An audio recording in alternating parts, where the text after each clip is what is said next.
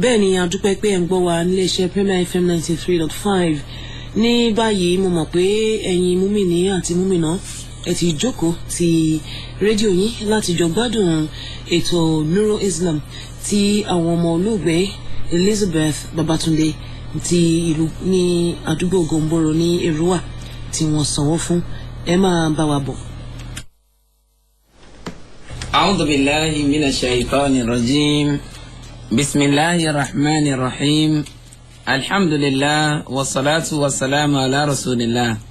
Adúpẹ́ ní ọ̀dọ̀ Ọlọ́run Ọba. Alhamdulillah. Atọrọ ìkẹ́ àti ìgẹ̀ fún Ànábì wa Muhammad Sallallahu alayhi wa sallam. Èyí ni ètò yín, ètò wa Nurul Islam.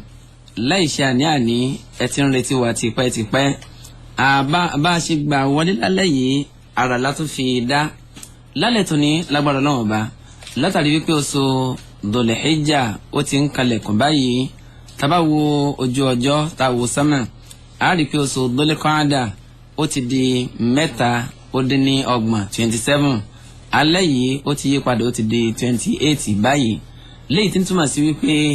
ó kù ẹyọ kan bílẹ̀ ti òru ìtọ́ba mọ́ àti oṣù Dhul-Qa'dah tí yóò fi parí ó lè jẹ́ kan ó sì lè jẹ́ méjì ju gbogbo ẹ̀ lọ lẹ́yìn Dhul-Qa'dah Dhul-Hijjah òun náà ni a tún kó sí inú rẹ̀. Ǹjẹ́ tí a mọ̀ wípé àwọn iṣẹ́ kan níbẹ̀ tó ṣe pàtàkì láti ṣe nínú oṣù Dhul-Hijjah yìí àwọn ìjọsìn léyìí tó ṣe wípé ó pàtàkì púpọ̀ fún mùsùlùmí láti mójútó kí wọ́n ní àwọn ìjọsìn náà àwọn bàbá wa àwọn ni wọ́n mọ̀ bá ní yànnàná eléyìí lágbára Ọlọ́run Ọba subhanahu wa ta'ala ìyẹn bàbá tí mò ń pẹ́rí àwọn náà ní fadilatu Sheikh Abdul Wahid Abdul Hamid ẹ̀bá ní sálámà sí àwọn ará yìí. Assalamu alaikum wa rahmatullahi wa barakatuh. Wa alaikum salam wa rahmatullahi wa barakatuh. Bákan náà fadilatu Sheikh Hiskil Hamza àwọn náà ń bẹ lórí ètò lálẹ́ tòní ẹ̀bá ní sálámà sáwọn ará yìí. Assalamu alaikum wa rahmatullahi wa barakatuh. Wa alaikum salam wa rahmatullahi wa barakatuh. Ètò yín ètò wa ni o Nurul Islam ètò tí a pèyàmọ́ ní ìrántí mama wa mama alubarika ọlọ́mbanìkẹ́ mama ọlọ́mbanì foríjì wọn mama wa Alhaja Elizabeth Babatunde ilé Gomboro Abọ̀rẹ́rìn ní Èrúwà. Ìdánilẹ́kọ̀ọ́ ti alẹ́ yìí lè ti gbọ́ nípa rẹ̀ lágbára Ọlọ́run Ọba àwọn ọba náà ni wọ́n bá ní tukọ̀ ètò náà lọ falyatafaddal Sheikh mashkura. A'udhu billahi minash shaitanir rajim. Bismillahir rahmanir rahim. Wa sallallahu wa sallam ala rasulillah wa ala alihi wa ashabihi wa man wala. Adúpẹ́ ní ọ̀dọ̀ ọba Olúwa wa.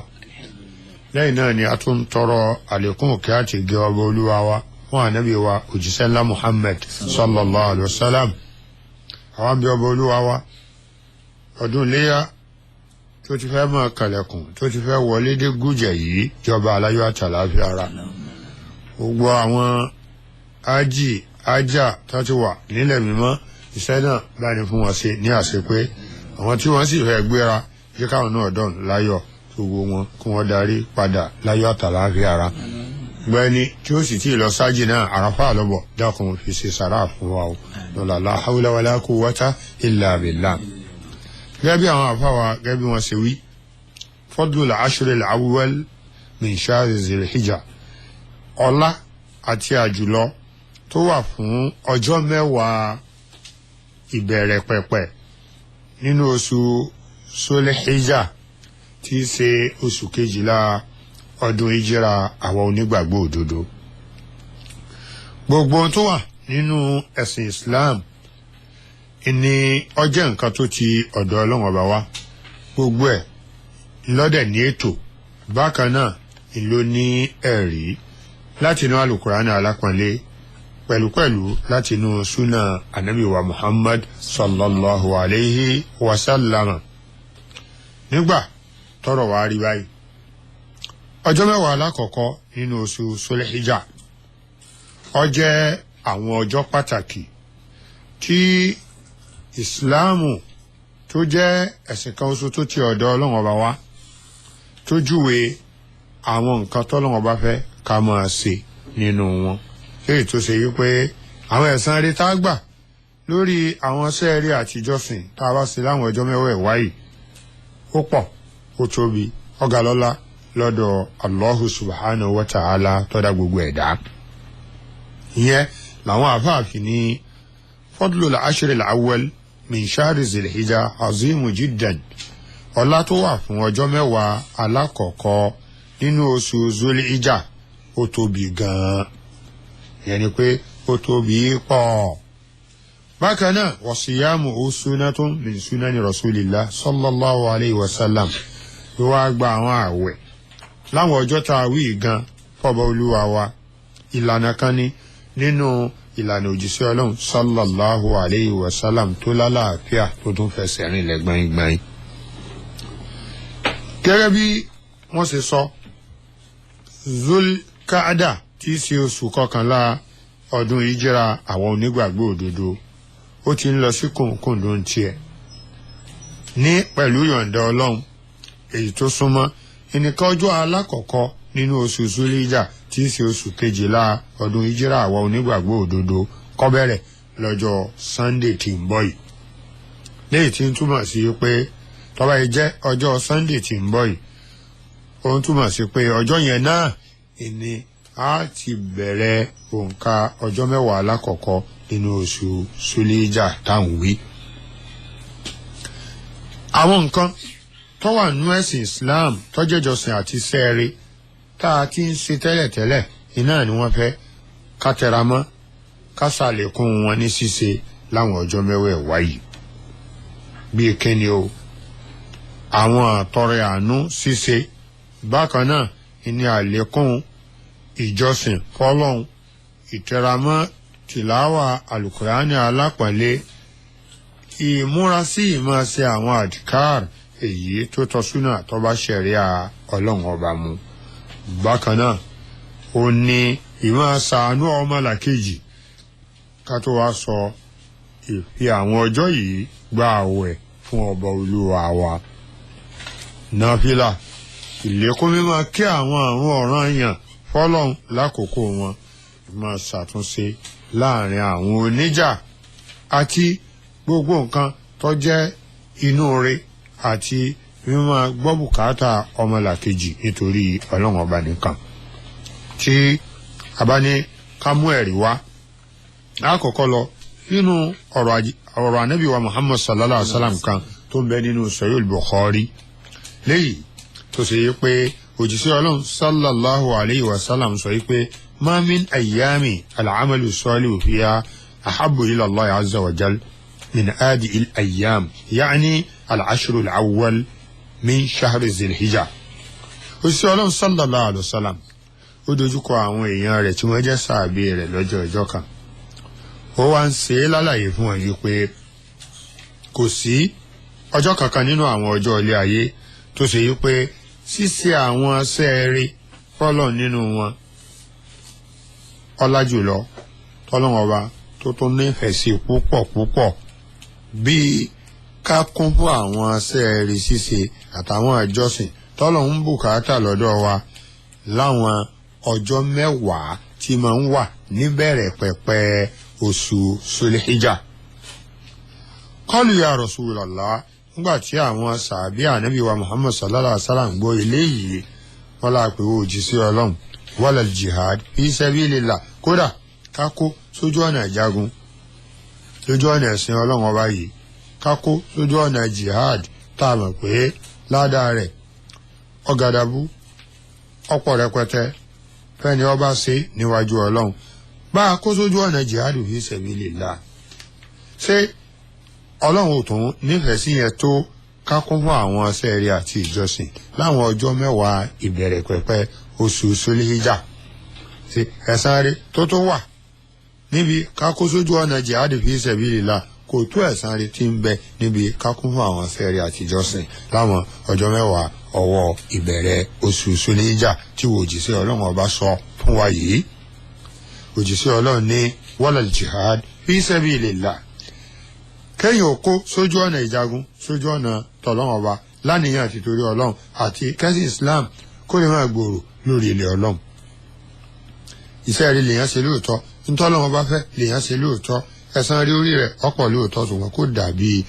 kéèyàn ṣe iṣẹ́ rí dáadáa kéèyàn sì ṣe àwọn nǹkan tọ́lọ́ ńlá bà lọ́rùn níjọsìn dáadáa ní àwọn ọjọ́ mẹ́wàá tó ń bẹ níbẹ̀rẹ̀ oṣù Sulhijjah tí í ṣe oṣù kejìlá ìjírà kàlẹ́ndà àwọn onígbàgbọ́ òdodo. Tọ́ ìṣẹ́ Ọlọ́run wa sọ yìí pé illa rajul ẹni tó lè ṣe iṣẹ́ tọ́lọ́run nífẹ̀ẹ́ sí ju iṣẹ́ rẹ̀ tá a bá ṣe láwọn ọjọ́ mẹ́wàá tá a sọ yìí lọ. Ìní ẹni tó ṣe yìí pé òbílélẹ̀ ọ̀fọ́ nàlẹ́ òdì owó dání tí ọmọ jẹ tí ọmọ mu ó ti tọ́jú ẹ̀ dání ẹ̀rí òdì àmọ́ra ogun jihad fi sabilillah ẹ̀sìn ló mú kúrò lẹ́ni o rànkúnmí lógún kúrò lẹ́ni o ẹ̀rí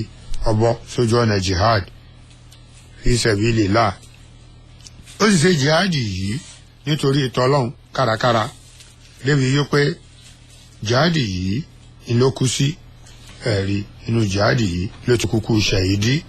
ibẹ̀ lọ́gbà dọ́dọ̀ Ọlọ́run owó tó mú dání orí jihad lọ́tán sí kódà nǹkan ọ̀gùn rẹ̀ orí jihad lọ́tán sí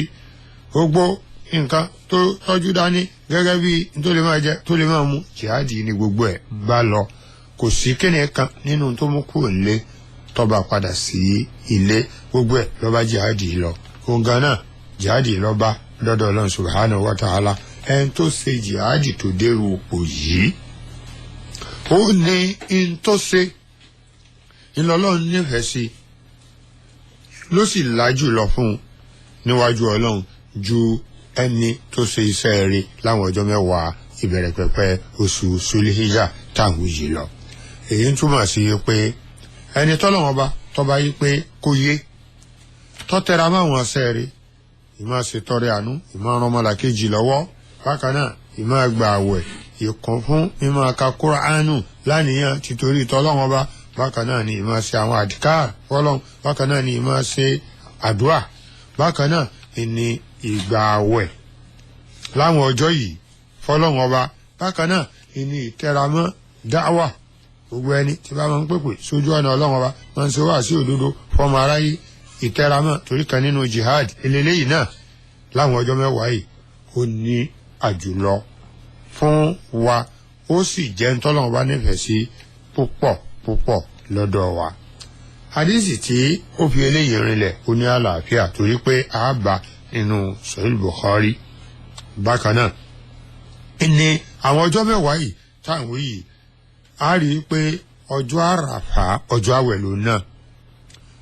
ọjọ́ àràfà yìí ó ti bọ́ sínú ọjọ́ mẹ́wàá yìí tẹ́lẹ̀tẹ́lẹ̀ Ànábì wa Muhammad sallallahu alaihi wa sallam ó ti sọ odidi àdìsí kan nípa àwẹ̀ ọjọ́ àràfà kágbáwẹ̀ láwọn ọjọ́ yìí lápapọ̀ ìyẹn ń bẹ ńlẹ̀ káwá gbáwẹ̀ ọjọ́ àràfà ìyẹn tún wà nínú Islam lára ọ̀tọ̀ òjíṣẹ́ Ọlọ́run sallallahu alaihi wa sallam nínú ọ̀rọ̀ rẹ̀ kan tó ṣe pé ó ń bẹ nínú Sahih Muslim tó lálàáfíà tó fẹsẹ̀ rinlẹ̀ ó sọ fún wa yìí pé sawmu yawmi Arafa yukaffir dunuba sanatayn madiya wa mustaqbala wa sawmu Ashura yukaffir sanata madiya òjíṣẹ́ Ọlọ́run sallallahu alaihi wa sallam ó ní ká gbààwẹ̀ ọjọ́ àràfà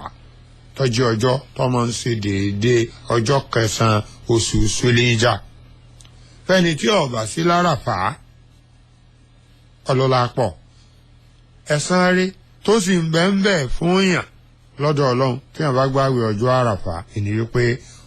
ọmọ ń fa ìtọ́lọ́run fi pa àwọn ẹ̀ṣẹ̀ téèyàn ṣẹ̀ àwọn ẹ̀ṣẹ̀ téèyàn dá ẹ̀rí tí ó fi parẹ́ odidi ọdún méjì odidi ẹ̀ṣẹ̀ ọdún méjì tí ń bẹ lọ́rùn èèyàn ìlọ́lọ́run bó fi àwẹ̀ ọjọ́ àràfà téèyàn bá gbà ìní ó fi parẹ́ nínú òwe séèyàn ọdún tó síwájú àti ọdún tó tẹ̀lé ọjọ́ tá a gbà àwẹ̀ ọjọ́ àràfà ńgbà téèyàn bá gbàwẹ̀ ọjọ́ kan péré fọ́lọ́run ìyẹn ọjọ́ àràfà ńgbà tí yóò sí láràfà ẹ̀rí tó ṣe yí pé ntí ó jẹ́ ẹ̀san rẹ̀ èèyàn níwájú Ọlọ́run pé ẹ̀ṣẹ̀ odidi ọdún méjì Ọlọ́run ọba yóò parẹ́ lẹ́yìn pé oríire ńlá ìlélẹ́ yìí bẹ́ẹ̀ dẹ̀ ni ẹlòmíì àwọn ọjọ́ àràfà yìí kìí kà sí nítorí pé ẹ̀sìn ò ṣe bẹ́ẹ̀ rọ̀ ọ́ lọ́rùn ẹ wá wo odidi èrè ńlá tí ń sọnù mọ́rúfẹ́ ẹni báyìí lọ́wọ́ ká tó wá sọ ẹni tó bá ń gba àwẹ̀ láti ọjọ́ àkọ́kọ́ ní oṣù Sulhijjah títí tó fi gbà á wọ ọjọ́ kẹsàn-án tí í ṣe ọjọ́ àràfà ẹ wo odidi àwọn òbítíbitì ẹ̀san rí tírúfẹ́ ẹni báyìí tí ó gbà ní ọ̀dọ̀ Ọlọ́run subhanahu wa ta'ala. ọjọ́ kẹwàá ń tiẹ̀ nínú oṣù Sulhijja èyí ṣe ọjọ́ tá a lè fi gbà àwẹ̀ torí ní ọjọ́ ọdún, torí Islam kò fi ọwọ́ sí kéèyàn gbààwẹ̀ lọ́jọ́ ọdún, torí pé ọjọ́ ọdún ọjọ́ jíjẹ mímu ni, ọjọ́ ìdùnnú àti ayọ̀ ìlọ́jọ́ ọdún. ó túmọ̀ sí pé ọjọ́ mẹ́sàn-án la fi gbààwẹ̀ láàrin àwọn ọjọ́ mẹ́wàá ìbẹ̀rẹ̀ oṣù Sulhijja, bẹ̀rẹ̀ láti ọjọ́ kìíní títí dé ìparí ọjọ́ kẹsàn-án. ṣùgbọ́n ọjọ́ kẹwàá ìlọ́jọ́ àràfà, ọjọ́ kẹwàá ìlọ́jọ́ ọdún iléyá, torí ọjọ́ kejì ọjọ́ àràfà ni la máa ń ṣe ọdún iléyá. ẹni tó lè gbààwẹ̀ láàárọ̀ lọ́jọ́ iléyá lẹni tó bá fẹ́ pẹran, tó ṣe yí pé ó fẹ́ pẹran iléyá fọ́lọ́hun. afẹ́ kọ́mọ́tì jẹ nǹkan kan tí ó fi kúrò nílé, owówé ọdún, kó sínú aṣọ ọdún, ó gbéra, ó gba pápá yídì lọ, kọ́mọ́tì jẹ nǹkan kan rárá, fi kírun ọdún, ó fi gbọ́ kútúbà ọdún, ìmáàmù fi pa ẹran ọdún, òun náà fi délé, ó fi pa ẹran ọdún rẹ̀, ó fi jẹ nínú ẹran ọdún rẹ̀. yálà gògóńgò ìlọ́jẹ ni o, yálà ó tiẹ̀ ní sùúrù wọn kàn ó mú àmọ́ ẹran ni o, tàbí ìkan nínú díẹ̀ nínú ẹ̀dọ̀ ẹran ni o, wọ́n bá sún ni o, wọ́n bá dín ni o, so ọjẹ́ nínú ẹran ọdún rẹ̀. ẹ̀rí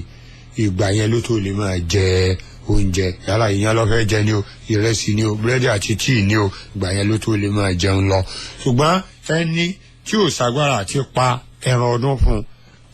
bó ń bá fẹ́ jẹun kó tó gba yídì lọ,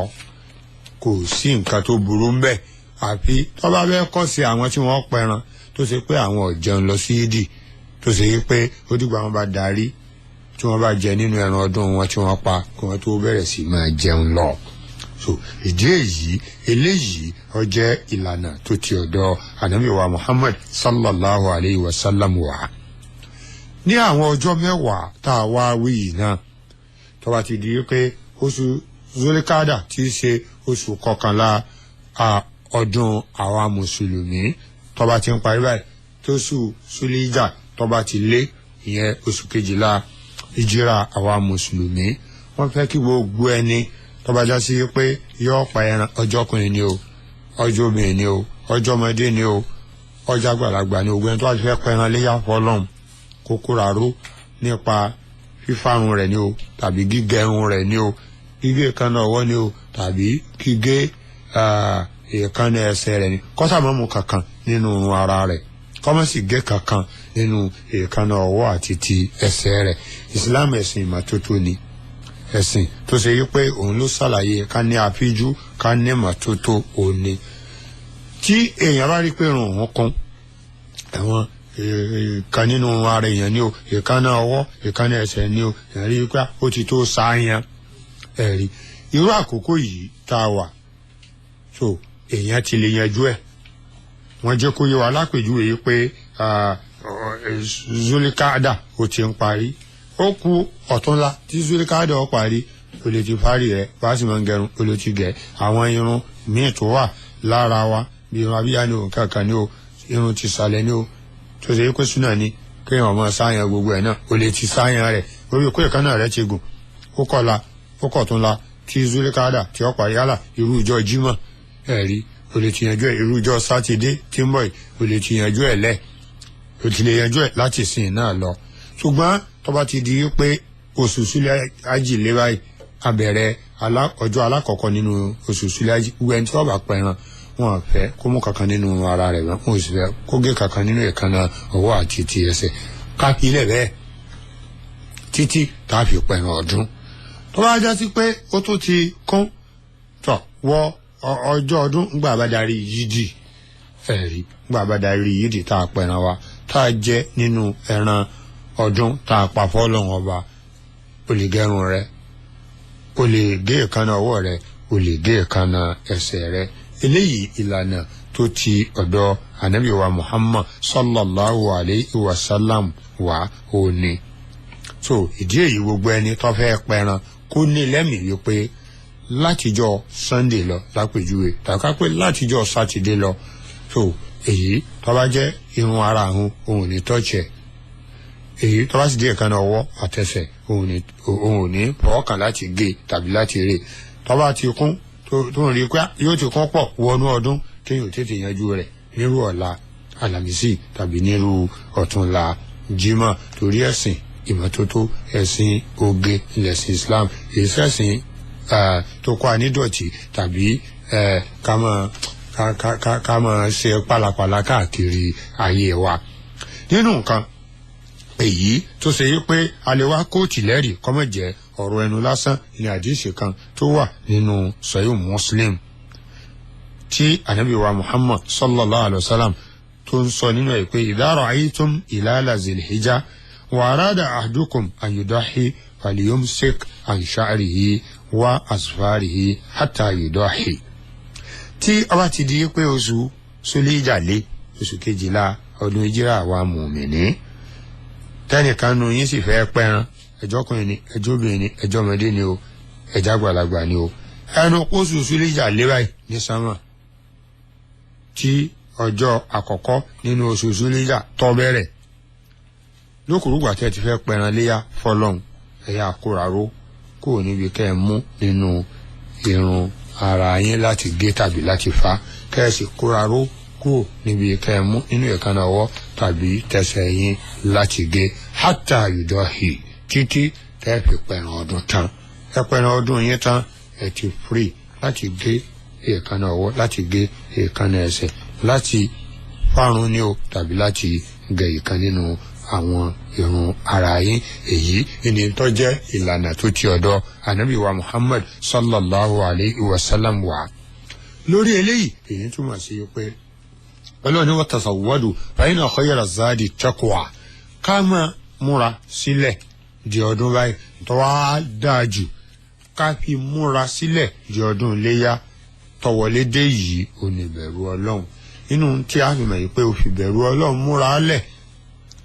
de ọdún iléyá tó fẹ́ wọlé dé yìí ó ní kó tẹ̀lé èyí tó jẹ́ súnà tó jẹ́ ìlànà Islam tá a máa ń ṣe nígbà tí a bá fẹ́ kó sínú ọdún èyí tá a sọ fún wa ní pé kọ́ ọ máa retí ilé tẹ́sù Sulhijja láti jásí pé àkólé kó o sì múra lẹ̀ wípé ìwọ tó fẹ́ pẹran yìí kọ́ ló mú nínú ara rẹ tàbí kọ́ ló gé inú ìkànnà ọwọ́ àti tẹsẹ̀ rẹ láti fi ṣe ìbádà fọ́lọ́run láti fi tẹ̀lé súnà Ànábì torí bá Ànábì ṣe máa ń ṣe nìyẹn àtàwọn sàábé rẹ kọ́lọ́mbà ní sàlékún ìyọ́nú rẹ fún gbogbo wọn so èèyàn bá wọn kó o sì gbìyànjú wípé àwọn ọjọ́ yìí ó try láti fi wọ́n gbá àwẹ̀ fọ́lọ́run táwẹ̀ bá máa ń bọ̀ lẹ́rù yálà ọjọ́ márùn-ún rẹ̀ ni ló fi gbà àwẹ̀ ni o tó sì nípinnu pé ọjọ́ kẹsàn-án rẹ̀ tí í ṣe ọjọ́ àràfà ọ̀n láti gbà àwẹ̀ fọ́lọ́run ó lè má ṣe tìláwà tẹ́lẹ̀ ṣùgbọ́n láwọn ọjọ́ mẹ́wàá wáyé try tẹ̀ramọ́ bákan náà istigifar ìwà àforíjì ẹ̀ṣẹ̀ lọ́dọ̀ Ọlọ́run tọrẹ́rú ẹlẹ́ṣẹ̀ ni wá kájí kọ́ pọ̀ láwọn àkókò yìí bá a ṣe ń gbàwẹ̀ káàntì làwà ká má gbàgbé láti máa ṣe àdúrà wọ́n sì jẹ́ ọjà sí pé oore ayé nìkan lọ́ọ́ máa tọrọ oore ayé oore tinú sàárè oore tọjọ́ ọ̀gbìnjẹ àlìkíyàmà kó ṣàdúrà kọ́lọ́n jẹ́ kọ́rọ̀ rẹ̀ kó gúnlẹ̀ sínú àlìjánnà onídẹ̀ra eléyìí ó tún pàtàkì bákan náà inú nǹkan tó yẹ ká túbọ̀ tẹra mọ́ ìlójú àánú láwọn ọjọ́ mẹ́wàá wáyé Ọlọ́run bọ̀ láti rí ó lé fún yàn ní owó tọ́dún ó fi dùn tòun ká kó ọmọ palẹ̀ ọdún mọ́ kò sí nǹkan ká lọ́wọ́ ẹlòmíì ìlú ọ̀rọ̀ náà ti pẹ́ rán ó lè lọ fún yàn lẹ́ràn inú tó lóore ni kó tó di pé ọdún ó dé ṣe bẹ́ẹ̀ bákan náà aṣọ ló lè lọ fún yàn ní ọmọ pé kò ságbára tó lè fi aṣọ ọdún kò sí lágbára kọ́ ra aṣọ ọdún fún lọ́ra fún bákan náà odidi owó ni kí ni wọ́n fi sọdún ọlọ́nkàn sànú kò tún wọn láṣìírí kò fi hánṣẹ́ sí ni yálà 5,000 ló fi inú envelope ni o 10,000 ló fi inú ọ̀lọ́ fún wọn láàrin wa àtọ́lọ́hún tí ò ní já sí pé níṣẹ́jú àwọn èèyàn tó pa á mọ́ táníyàn rẹ̀ ó sì jẹ́ tìtorí tọ́lọ́hún gbogbo orú nǹkan báyìí ni a lè ṣe dórí ọjọ́ ọdún náà kọ́lọ́hún aláàánú jùlọ kọ́dákùn kó ṣàánú wa kó jẹ́ kí ọdún iléyà kọba aláyọ̀ àtàlágàrà kọ́mọ̀ sì ṣe lópin fún wa ilé ayé àwọn aláàjì aláàjà kọ́lọ́hún sọ̀rọ̀ lọ́kọ́sùn àbọ̀ la hawla wala quwwata illa billahi al-aliyyil azim. kọ́lọ̀ máa ní san bàbá ní ẹ̀sán olóore fún àǹfààní yìí tó ti pé ẹ̀sẹ̀ ní darapọ̀ máa lórí ètò ètò yín ètò wa Nurul Islam ó náà ní naam kí ni ìbéèrè yín wa alaikum salaam wa rahmatullahi wa barakatuh kí ni ìbéèrè yín àmín àmín o àmín kí ni ìbéèrè yín sà. ẹ dákun ní tí ó bá gbé àwọn àbọ̀dá ọdún tí a gbà náà. naam. tó wá sí pé kí lẹ́wọ̀ àní ẹ dákun sórí ibi gba àwọn nù. ọlọ́run sẹ́yìn sẹ́yìn. ṣé èyàn kan lè yá sí ti pa ẹ̀rọ. ọ̀dà ọ̀sáàsì kí lọ́ba ní dáhùn ilé yẹn. ẹni tí ó jẹ gbèsè àwẹ̀ Ramadan sọ̀rùn àwẹ̀ tó bá jọ́ràn yàn lèèyàn kọ́kọ́ sáré san kéèyàn ò tó sojú kòkòrò àti gbà àwẹ̀ súnà tí ó bá tí ì san àwẹ̀ ọ̀ranyàn Ramadan tó jẹ ní gbèsè tó bá fi di wípé ọjọ́ mẹ́wàá ìbẹ̀rẹ̀ pẹ̀pẹ̀ Zulhijja wọlé dé àwẹ̀ ọ̀ranyàn Ramadan ní kọ́kọ́ san tó bá san tán èkó tó gba ntọ́nà bá yọ̀ǹda nínú àwẹ̀ ọjọ́ mẹ́wàá wò. alama àmín náà. ọjọ́ sí pé èèyàn fẹ́ kí òun ní mọ́ṣáláṣí yẹn tó wà láti gbé yẹn. náà. èèyàn pè òun bẹ́ẹ̀ lẹ́yìn orí jẹ́ mọ́ kankan láti wá sọ́yìn lọ́wọ́ láti lókè èèyàn wá gbọ́ kó pè ní ilé àkóso kejì wọ́n ti bẹ̀rẹ̀ sí ní kí òun bẹ̀ mọ́ṣáláṣí yẹn lẹ̀ lọ́wọ́ kí òun lẹ̀ láti gbà mí di ọ̀dà àgbẹ̀mọ́ àti kó dáhùn ẹ̀kí mọ́ṣáláṣí. ọlọ́run sẹ́yìn lẹ́sàdẹ̀. náà bisimilayi rahman rahim aláwọ̀kọ́ tí ọjọ́ súná ọmọ tó bá bọ́ sí ọjọ́ iléyá ẹran súná ọmọ ti gbé ti iléyá bẹ́ẹ̀ràn iléyá sì gbé ẹran súná ọlọ́run borí ẹni bẹ́ẹ̀ ní àṣírí nìyẹn kọ́lọ́run bá lè kí ọlá kó sàlékún dáadáa fún wa ẹni tó pèrò mọ́sálásí tí ò rí jàmá tó sì di pé wọ́n fẹ́ kírun jàmá níbòmíì tí ó súnmọ́ nítorí dáa jù ní kọ́lọ́ ọjọ́ ìwọ̀n níbẹ̀ kólúbà ní dáadáa ìrun jàmá wallahu ta'ala a'lam. kọ́lọ́ba ní sọ àwọn bàbá wa méjèèjì ní ẹ̀san olóore èyí tó tún fẹ́ jọ nínú àwọn ìbéèrè èyí tí mẹ́ńbì ní wípé wọ́n lè ní ká má gé èékánná ká má sì gé irun wa tí ó gbé yẹn ní ẹni tí ó pẹ́ràn àti ẹni tí ó pẹ́ràn àbò ní àdáyẹn rí ẹ̀ ń bá wá ṣe mistake tó bá gé irun orí kí ni ìtàn rẹ̀. náà kìí ṣe gbogbo èèyàn ẹni tó fẹ́ pẹran ẹnìkan lọ́kàn gbàngbàngbàn ẹni tí ò pẹran ọdún fọlọ́n kọ̀ọ̀kan òun gbàngbàngbàn àbí tó bá fẹ́ jowú àwọn tí wọ́n pẹran ọdún tó ṣe yí pé ìlógbèrú ìlọ́kàn gbàngbàngbàn ẹni tó wá ṣe mistake alámòjúkú ńlọlọ́hún tí ọba mọ̀ọ́mọ̀ ọlọ́run ṣàmójúkú òun kò sí ìtanràn kankan tí ó ṣe. tọ́yì kọ́lọ́ba ní sọ àwọn bàbá ní ẹ̀san olóore na mustapha wa ìgbà táwọn bàbá ti ń bá ní sọ̀rọ̀ ní ẹ̀ẹ̀kan wọ́n ní lára àwọn kátó yẹ ká gbájúmọ́ ó ní àdékèrè ní ṣíṣe àwọn gbólóhùn lọ́dà tó yẹ ká máa wí láwọn ọjọ́ wọ̀nyí.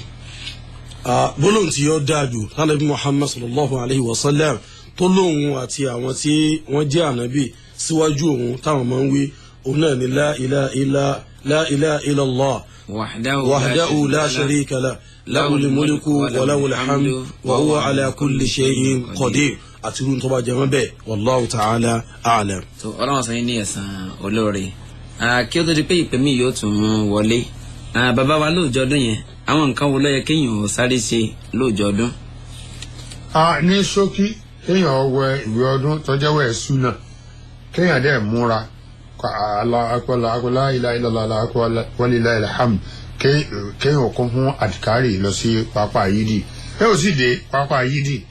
kó ní ìfarabalẹ̀ fún ọlọ́run torí ìrun ni ó kọ́kọ́ ṣáájú kéèyàn ò kírun kéèyàn mẹ́rẹ̀ kanjú kéèyàn jẹ́ni tí ó farabalẹ̀ láti gbọ́ kíni o kótóbà ọdún so kéèyàn ò sì padà sílé kọ́pẹ́ran rẹ̀ kéèyàn ò sì ha nílànà kíni o ṣẹ̀ríà so gẹ́gẹ́ bí ọlọ́run ṣe gbé kalẹ̀ kéèyàn ò sì jẹ́ tó jẹ́ halal kó mu tí ó jẹ́ halal kó halal níbi lọ kódà kó. kọ́lọ̀ nǹkan bá ní sẹ́yìn ní ẹ̀san olóore wọ́n ní owó ní ká jẹran pẹ́lẹ́nu ṣùgbọ́n òun fà fún ó ní kò jẹ́ pẹ̀lú ògbọ́lọ́wọ́n bá lágbára ọlọ́run tó bá di ní ọjọ́ mẹ́jọ ẹ tún pàdé wa lórí ètò yìí bákan náà àyẹn tó bá ní gbé sókè gbé sílẹ̀ tẹ́ fi ń láǹfààní láti gbọ́ wa nílé ó náà ní adéwùmí àlùkò olóòtú ètò ní alhaji tahir abọ́ládé imam ọmọ ẹ̀yìn ẹ̀sìn islam abdulrahman ọlálékan muhammad al-awwal títí ọjọ́ mẹ́jọ náà ma'as salama.